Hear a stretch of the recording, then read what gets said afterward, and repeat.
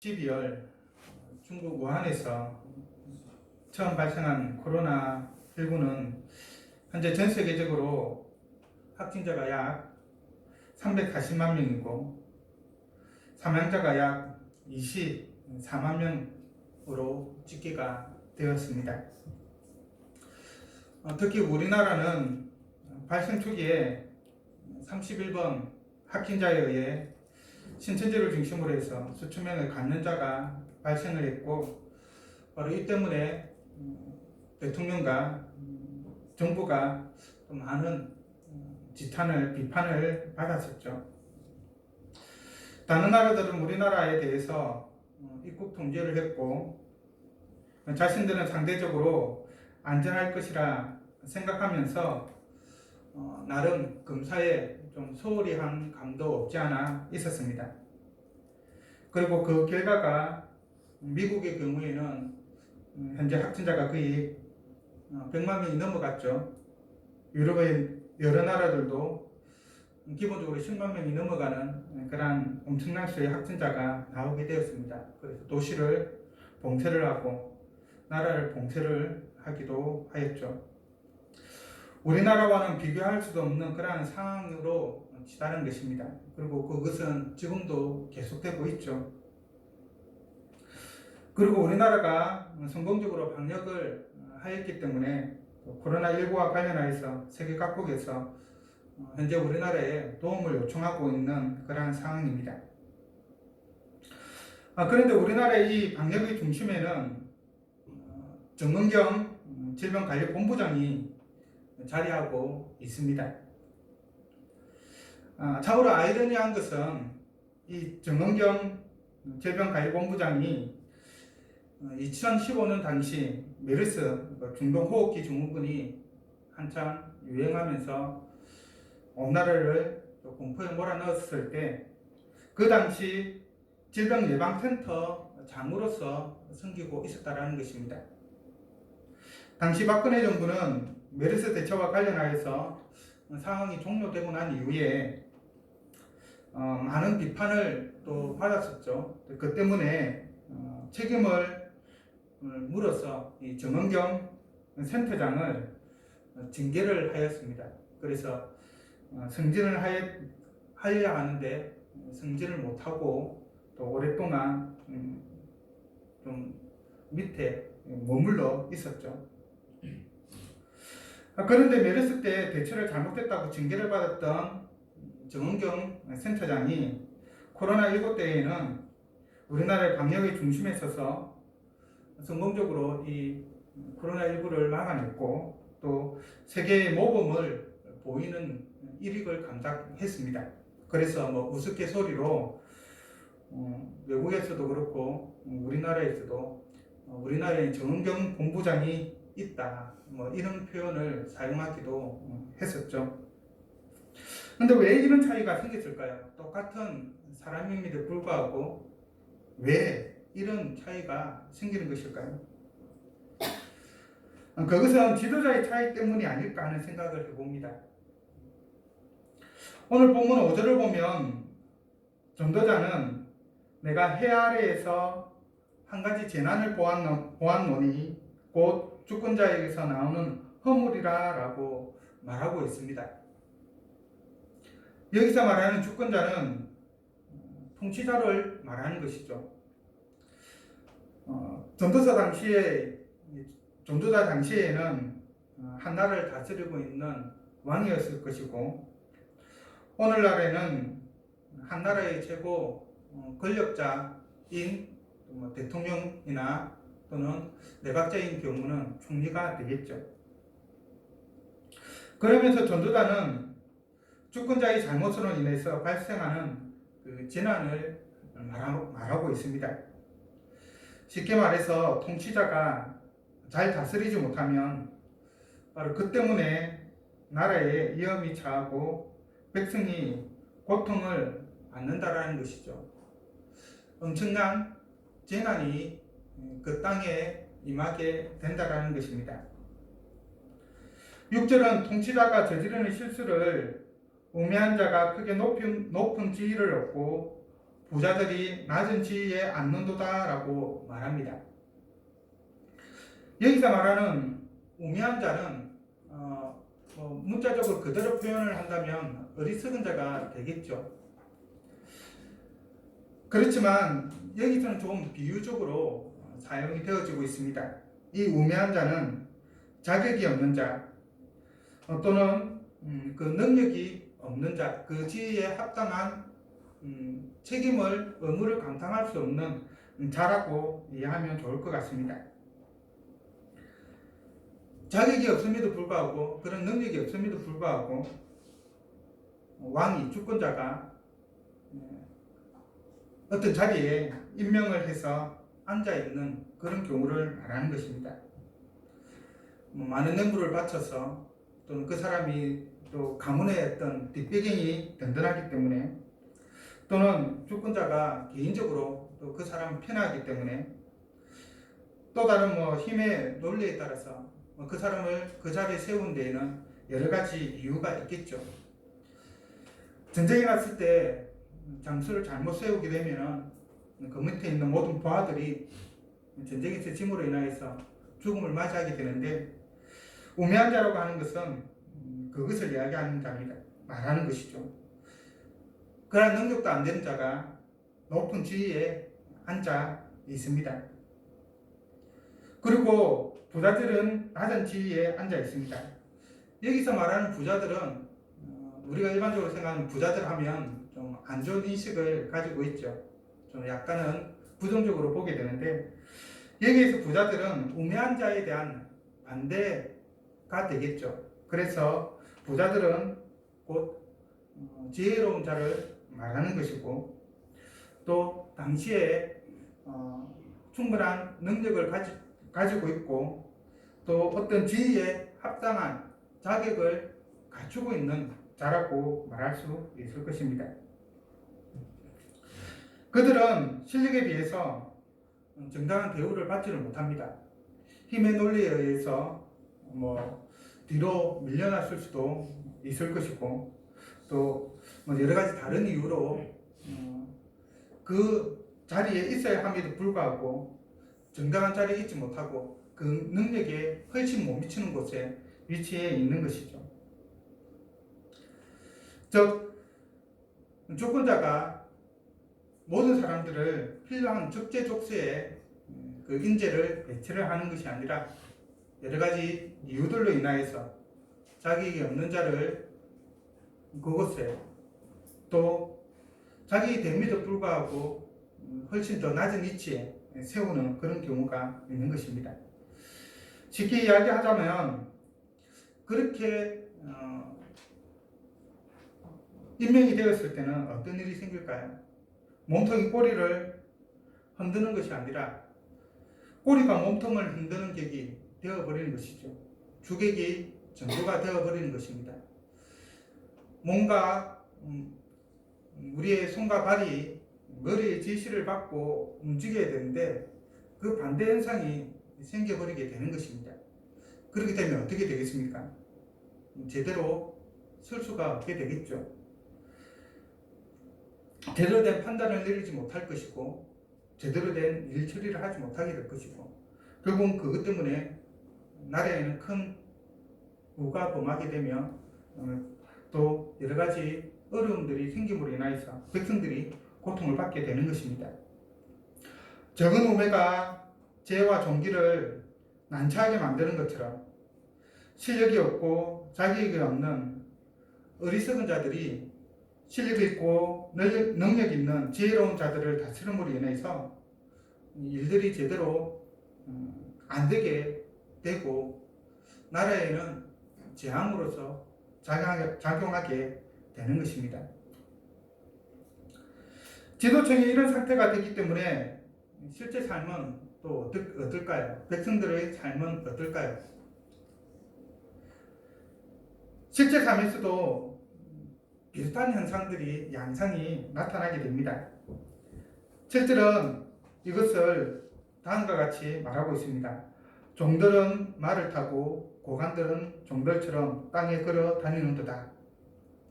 역전 현상이 일어나는 것이죠. 이것은 통치 질서의 파괴를 말하는 것이고 그 사회 안에 공의와 정의가 상실되었다는 것을 보여줍니다. 책임과 의무가 상실된 아주 혼란한 사회상을 보여주는 것이죠. 그런데 여기에서 조금 오해를 하지 말아야 하는 것은 이 자체가 하나의 사회 변혁을 말하는 것은 아니라는 것입니다. 주권자가 제대로 된 주권자가 세워져 있지 못하기 때문에 그 나라 백성들이 그 사회가 제대로 굴러가지 못한다라고 하는 그런 현상들에 대해서 말하고 있는 것이지, 이것을 두고 바로 세우기 위해서 어떤 사회 변혁적인 그런 어떤 구체적인 일들을 해야 된다, 그것을 이 본문에서 말하고 있는 것은 아니라는 것입니다. 물론 더 세부적으로 들어간다고 한다면 그런 것도 어느 정도 들어가 있겠죠. 왜냐하면 그 질서가 파괴가 되어 있다면 그것을 바로 세워야 되는 것이고, 공의와 정의가 없다고 한다면 그것을 바로 세워야 하는 것이니까요. 그러나 1차적으로는 이것에서 사회 변혁을 말하는 것이 아니라 잘못된 지도자, 어리석은 지도자가 이심으로 인하여서 그 사회에 어떠한 영향을 미치고 있는지를 간접적으로 보여주고 있는 것입니다. 즉, 지혜로운 통치자의 중요성을 우리에게 설파하고 있는 것이죠. 하지만 세상의 통치자는 분명한 한계를 가지고 있습니다. 완벽할 수가 없죠. 모든 것을 완벽하게 처리할 수가 없습니다. 허물이 없을 수는 없습니다. 모든 사람을 적재적소에 배치할 수는 없는 것이죠. 왜냐하면 이 세상이 죄로 물들어 있기 때문에 그런 어긋남은 어쩔 수가 없는 것입니다. 그래서 세상의 통치자들은 부조리한 통치를 할 수밖에 없는 것이고, 그것은 정도의 차이만 있을 뿐인 것이죠. 그렇기 때문에 우리는 이 통치 질서가 온전히 서 있고 공의와 정의가 이루어져 있는 하나님 나라를 소망하면서 나아가야 됩니다. 이 땅에서 소망을 두면서 나가는 것이 아니라 바로 모든 질서가 온전히 서 있는 그 하나님 나라를 소망하면서 나아가야 하는 것이죠. 우리 주 예수 그리스도께서 지혜로 다스리시는 그 나라, 온전한 지혜의 왕이신 우리 예수님이 다스리시는 그 나라를 바라보면서 이 땅에서의 그 부주리함을 하나님 나라에서 채우도록 노력해야 하는 것입니다. 예수 그리스도의 지혜로운 통치가 바로 이 땅에 이루어지기를 소망하면서 나가야 하는 것이죠. 이 땅의 지도자라고 한다면 하나님의 뜻과 지혜대로 공평하고 정직하게 다스리게 해달라고 자신이 그러한 지도자적인 위치에 있다고 한다면 그렇게 기도해야 할 것입니다. 통치를 받는 자라고 한다면 이 불의한 세상 속에서도 하나님의 온전한 통치가 이루어지기 위해서 노력하며 나아가야 되겠죠. 하나님의 그 온전한 뜻이 이 땅 가운데에서 이루어져 나갈 수 있도록 인간의 정의, 인간의 공의, 인간의 질서가 아닌 하나님의 공의와 하나님의 정의, 하나님의 질서가 이 땅 가운데 임하도록 노력하며 나아가야 할 것입니다. 그러면 우리의 통치자가 지혜로운 통치자인지 어리석은 통치자인지 우리는 어떻게 알 수 있을까요? 전도자는 2절과 3절에서 지혜자와 우매자를 대조하여서 보여주고 있죠. 지혜자의 마음은 오른쪽에 있고 우매자의 마음은 왼쪽에 있느니라. 우매한 자는 길을 갈 때에도 지혜가 부족하여 각 사람에게 자기가 우매함을 말하느니라. 2절에서 말하는 것처럼 오른쪽과 왼쪽은 단순히 방향을 말하는 것이 아닙니다. 비유적으로 표현을 하고 있는 것이죠. 비유적으로 오른쪽은 좋은 것, 선한 것, 복된 것, 정의로운 것, 공의로운 것 이런 것들을 이야기합니다. 반면에 왼편은 나쁜 것, 제약된 것, 저주, 그릇된 것들, 불의한 것들을 말합니다. 그래서 예수님께서 마태복음 25장에서 양과 염소에 비유해서 하나님을 잘 섬겼던 어려운 자들은 하나님의 오른편에, 그리고 염소와 같은 그런 악한 자들은 왼편에 세웠던 것도 그런 의미가 내포되어 있는 것이죠. 지혜로운 통치자는 좋은 것과 선한 것과 옳은 것을 추구합니다. 그들의 마음이 거기로 향하여 있는 것이죠. 사회의 공의와 정의를 이루기 위해서 자신이 다스리고 있는 그 나라가 공의롭게 세워지기 위해서 법을 제정하고 제도를 만들고 시스템을 조직해 나가죠. 신하들을 세울 때도 그런 사람들을 세웁니다. 백성들의 안위를 먼저를 생각하고 백성들의 복된 삶을 위해서 모든 정치적인 행위를 하죠. 그들의 고통을 돌아보고 그 고통을 덜어주기 위해서 노력합니다. 반면 어리석은 통치자는 사회의 공의와 정의에는 관심을 가지지 않습니다. 오직 자신의 권력과 재물에만 관심을 가지죠. 백성들이 고통 가운데 죽어가던 별 신경을 쓰지 않습니다. 백성들의 안위보다는 자신의 권력을 더 중요시하고 재물을 더 중요시하죠. 백성이 도탄에 빠져도 끊임없이 재물을 추구하면서 착취를 하는 모습을 보게 됩니다. 백성들의 안위보다 자신의 권력을 더 중시하고 백성들의 복된 삶보다는 자신의 풍요를 먼저 생각하면서 움직이고 행동하죠. 그래서 자신의 권력과 이익에 도움이 되지 않는다고 생각한다고 한다면 백성을 적으로 간주하여서 서스럼 없이 죽이기도 하는 것입니다. 자신이 나라를 위해서 존재하는 것이 아니라 나라와 백성이 자기를 위해서 존재하는 것으로 착각을 하는 것이죠. 특히 오늘날에는 이런 모습들이 우리 가운데 있어서는 안 되겠죠. 물론 전도서 당시의 상황과는 조금은 차이가 있다 하더라도 말입니다. 어쨌든 이것을 통해서 우리는 누가 지혜로운 통치자인지 또는 어리석은 통치자인지를 분별할 수가 있습니다. 그리고 생각이나 말 또는 행동을 통해서도 우리는 당연히 지혜로운 자인지 어리석은 자인지를 알 수가 있죠. 3절은 어리석은 자는 자신의 우매함을 말한다라고 말합니다. 말을 하는데 어리석기 때문에 어리석은 말을 마치 지혜로운 것처럼 이야기를 하는 것이죠. 그리고 그것이 어리석은 말인지도 깨닫지를 못합니다. 반대로 지혜로운 자는 자신의 지혜를 말하겠죠. 지혜와 어리석음은 생각이나 말 또는 행동 속에 고스란히 드러나는 것입니다. 소금이 단맛을 내지 못하고 꽃게가 앞으로 걷지 못하듯이 지혜자와 우매자는 그 본성을 숨길 수가 없는 것이죠.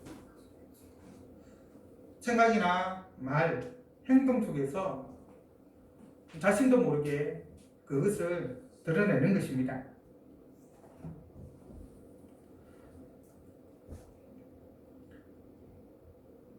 지혜자는 어렵고 복된 삶, 선하고 거룩하며 공의롭고 정의로운 삶에 마음을 기울이고 그것을 추구하지만 반대로 우매자는 악하고 저주받은 삶, 부패하고 불의한 삶에 마음을 빼앗겨 있습니다. 그 행태를 보면은 누가 어리석은지 누가 지혜로운지 알 수가 있는 것이죠. 그래서 우리는 통치자들이 지도자급에 있는 사람들이 어떠한지를 잘 살펴야 되는 것입니다. 그리고 특히 이제 민주주의 사회 내에서는 선거를 통하여서 지도자를 뽑게 되는데, 선출직을 뽑게 되는데, 특별히 지혜로운 그런 통치자를, 지도자를 뽑아야 되겠죠. 그리고 그 안에서 만약에 또 이런 사람들을, 지도자급의 사람들을 세워야 한다고 한다면 이런 면면들을 잘 살펴서 지혜로운 자를 기업이라고 한다면 기업의 임원으로 지도자급으로 세워야 되겠죠. 그러지 못할 경우 바로 그 사람 때문에 많은 어려움을 겪게 되는 것입니다. 그것을 지금 우리나라도 겪어왔었고 또 겪고 있기도 하죠. 여하튼 지혜자와 어리석은 자가 이렇게 행동하게 되는 그 근본적인 이유는 어디 있을까요? 잠언 1장 7절은 여호와를 경외하는 것이 지혜의 근본이라고 말하고 있죠. 지혜자가 정의를 추구하고 선을 추구하는 것은 바로 여호와를 경외하기 때문입니다. 지혜자로서 하나님을 인정하고 그 하나님을 경외하기 때문에 어렵고 선하고 거룩하신 하나님을 쫓아서 자신도 그러한 삶을 추구하는 것이죠. 반면에 어리석은 자들은 그 마음에 이르기를 하나님이 없다라고 하죠. 성경에서 말하는 어리석은 자는 우리가 일상적으로 생각하는 것처럼 단순히 지혜가 모자라거나 생각하는 것이 빠르지 않거나 그런 것을 이야기하지 않습니다. 1차적으로는 하나님을 부정하는 그러한 사람들을 두고 어리석은 자들이다 라고 말을 합니다. 이들은 하나님을 부정하기 때문에 하나님이 없는 것처럼 행동하겠죠. 당연히 공의를 행하거나 정의를 행하거나 선을 행하거나 거룩하게 사는 것에 대해서는 큰 관심이 없습니다. 우선적으로 자신의 삶에 유익이 되느냐 되지 않느냐에 따라서 그 모든 행동이 결정이 되어지는 것이죠. 그러다 보니 당연히 이 타락한 세상 가운데에서 악이 넘치는 이 세상 가운데에서는 악하게 살아갈 수밖에 없는 것입니다. 우매자는 하나님을 부정하기 때문에 그 타락한 본성에 따라서 자기 욕심에 이끌려 악하고 부정한 삶을 추구하게 되는 것입니다. 그래서 우리는 지혜로운 통치자가 되어야 하고 또 지혜로운 통치자를 택해야 합니다. 이 말은 곧 하나님을 경외하는 자, 하나님을 잘 섬기는 자를 택해야 한다는 말입니다. 그런데 세상에는 하나님을 섬기는 자도 있고 섬기지 않는 자도 있죠. 그리고 결국 이 이야기는 단순히 형식적으로 믿는 자 가운데에 지도자가 나와야 된다 그 말이 아니라 그 기본적인 정신, 하나님의 말씀에 따른 그런 삶을 살아가고 있는 사람들도 분명히 있죠. 하나님을 숨기지 않는다 하더라도 이 땅 가운데에서 선을 행하기 위해서, 정의를 행하기 위해서, 나는 어렵게 살아가기 위해서 노력하는 사람들이 있습니다. 바로 그런 사람들을 우리가 택해야 한다는 것이죠. 기본적으로 하나님의 말씀의 원리에 따라서 살아가고 있는 사람들, 하나님 나라의 가치에 부합되게 살아가고 있는 사람들, 그가 하나님을 교회에 믿든 신자이든 아니든 그것에 상관없이 그런 사람을 택해야 하는 것입니다. 왜냐하면 믿는다라고 하면서도 믿지 않는 자보다 더 악한 자들이 얼마나 많은지 모릅니다. 그런 사람들은 믿는다 하더라도 통치자로, 지도자로 세워서는 안 되겠죠. 세상의 관점이 아닌 성경의 관점에서 하나님의 뜻과 가르침과 가치에 따라 사는 사람이 지혜로운 자이고, 우리는 그렇게 사는 사람들을 잘 분별하여서 지도자로, 통치자로 삼아야 합니다. 어떤 지도자를 세우냐에 따라서 그 나라의 운명이 결정이 되죠. 그러면 통치자가 지혜로운 자가 아니라고 한다면 우리는 어떻게 해야 할까요? 사절에 보면 정도자는 주권자가 내게 분을 일으키거든 너는 내 자리를 떠나지 말라. 공선함이 큰 허물을 용서받게 하느니라 라고 말합니다. 지혜롭지 못한 자는 쉽게 화를 내죠. 이럴 때 강함에 강함으로 대하며 화를 냈기 때문에 그것을 참지 못하고 덩달아 화를 내면 상대적으로 약한 쪽에 있는 사람이 큰 피해를 보게 됩니다. 강대강이 부딪히면 누구 하나는 부러지게 되어 있는 것이죠. 주권자는 여러 이유에서 아래 사람에게 화를 낼 수가 있습니다. 그것의 정당성 여부를 떠나서 당하는 사람의 입장에서는 공손함을 잊지 않아야 합니다. 즉, 자신의 상황을 잘 인식하고 있어야 한다는 것이죠. 그것이 지혜입니다. 주권자가 화를 낸다고 그것을 참지 못하고 반응을 한다고 한다면 결국 피해는 고스란히 자신의 몫으로 돌아오게 되는 것이죠. 그리고 이렇게 공손함을 유지하고 인내하게 될 때에 설사 통치자가 나의 잘못으로 인해서 말미암아 심하게 화를 내었다 하더라도, 분이 일어났다 하더라도 그 참는 모습을 통하여서, 공손한 모습을 보이는 것을 통하여서, 또는 그 잘못에 대해서 좀 잘못했다는 그런 모습을 보임으로 인해서 화가 수그러지게 되고 또 그 상황들을 무사히 넘어갈 수 있게 되는 것이죠. 만약 그렇지 않다고 한다면 자신의 잘못을 부정하거나 하나님 것에 대해서 또 다르게 반응을 한다면 화가 배가 되어서 자신에게 돌아오게 되겠죠.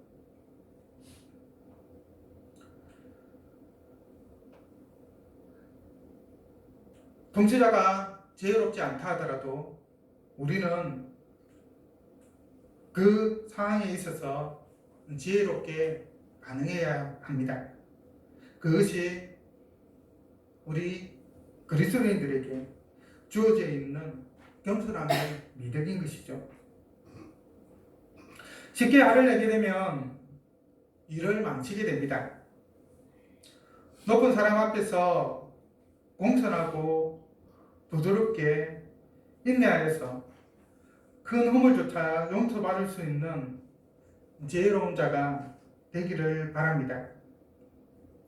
또한 우리의 통치자가 지혜로운 통치자가 되어서 나라와 백성을 지혜롭게 다스리게 해달라고 기독교인으로서, 그리스도인으로서 하나님 앞에 간구하며 나아가는 우리 모두가 되기를 바랍니다. 특별히 이렇게 사회가 여러모로 혼란스러운 이때에는 더더욱 우리가 이렇게 기도해야 되지 않을까 생각을 해보게 됩니다. 통치자가 지혜롭게 될 때 그 나라가 평안하고 또 그 백성이 평안하게 생활할 수 있는 것이죠. 그리고 성경에서 말하는 것처럼 우리 믿는 자들도 통치자들이 지혜롭게 통치할 때 참으로 평안하게 하나님을 섬길 수 있게 되는 것입니다. 그렇기 때문에 우리의 통치자들이 지혜로울 수 있도록 지혜롭게 통치할 수 있도록 기도하고, 또한 우리가 지혜로운 통치자를 잘 선택할 수 있도록 항상 하나님 앞에 간구하면서 또 그런 삶을 살아갈 수 있는 우리들이 되기를 바랍니다. 기도하겠습니다.